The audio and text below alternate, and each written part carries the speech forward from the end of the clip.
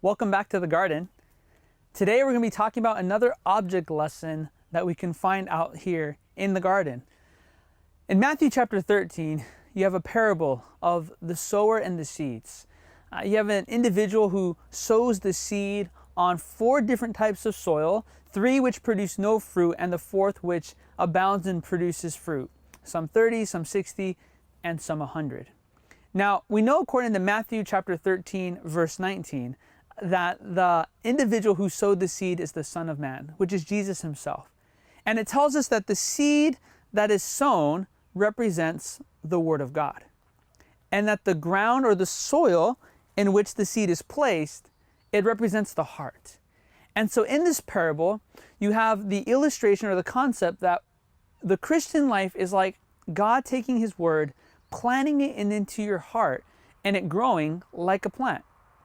Now, I like to think of and pull out a lesson from that concept. So if I were to take the seed and plant it today, should I expect to see this full cauliflower tomorrow when I wake up? We know the answer is no. It's an obvious no, right?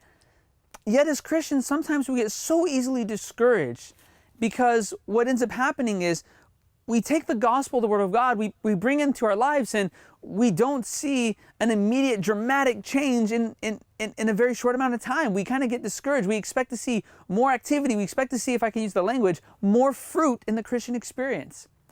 But I'd like to remind you that if the kingdom of heaven is like Jesus planting a seed in the ground and it growing, it's going to take time. Like the tomato plant over here. In fact, here we have a tomato plant that was placed in the ground. And you see, when a seed is placed in the ground, the first thing that needs to happen is the seed needs to die. It needs to germinate. And then all of a sudden it begins to sprout under the ground and it starts to grow. But you see, you don't see any of that at first. It's all underground. It's all hidden from the sight of the eye. So it is with the gospel. Don't be discouraged if you're new to your Christian walk, or if you're new to getting back into your Christian walk. The reason why is the gospel is doing something.